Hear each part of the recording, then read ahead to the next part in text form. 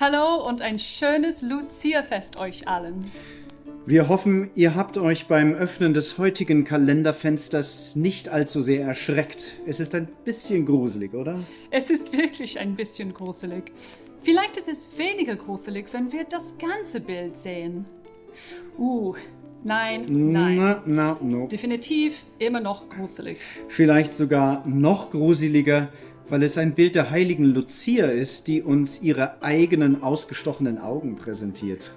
Aber wenn das ihre Augen sind, wie kann sie uns dann noch mit anderen Augen anstarren? Und warum sind da noch Augenlider dran? Fragen, die für mich gerade keiner Antwort bedürfen, danke. Hast recht. Vielleicht sollten wir uns nicht zu sehr mit diesen Details aufhalten. Auf jeden Fall werden wir heute gemeinsam etwas über die heilige Lucia erfahren. Und falls ihr es noch nicht bemerkt habt, es ist eine ziemlich düstere Geschichte. Lucia wurde offenbar im 3. Jahrhundert nach Christus in wohlhabende Verhältnisse geboren und war Christin zu einer Zeit, als Christen von den Römern noch verfolgt wurden. Sie beschloss, unverheiratet zu bleiben und ihre Mitgift den Armen zu spenden. Aber ihre Mutter wusste nicht, was sie vorhatte und arrangierte eine Ehe für Lucia mit einem nichtchristlichen Mann, weil sie dachte, das wäre das Beste für sie.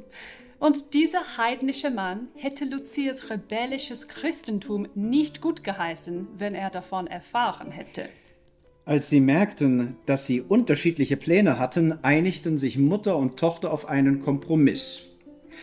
Lucia blieb scheinbar mit dem reichen und mächtigen Christenfeind verlobt, aber sie verschenkten die Mitgift, die sie ihm schuldete, an die Armen, damit er nichts davon bekam. Das klingt nach einem guten, wasserdichten Plan, bei dem keine negativen Folgen zu erwarten sind.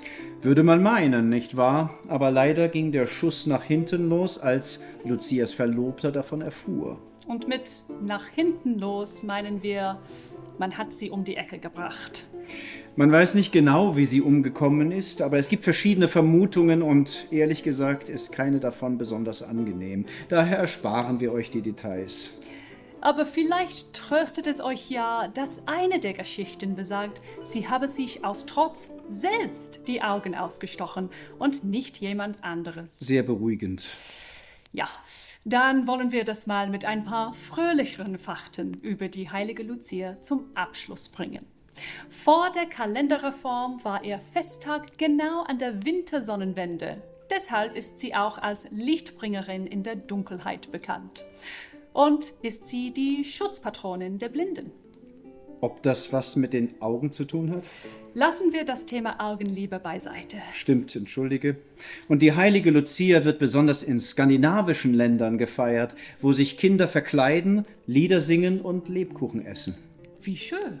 Und in manchen Teilen Italiens bringt Lucia den Kindern in der Nacht Geschenke und reitet auf ihrem Esel von Haus zu Haus. Deshalb stellen die Leute Heu und andere Leckereien für die beiden bereit. Nun, das Heu ist vermutlich für den Esel und das Naschwerk für Lucia. Meinst du? Das steht da nicht, da steht nur Heu und Snacks. Ich habe angenommen, dass sie Vegetarierin ist.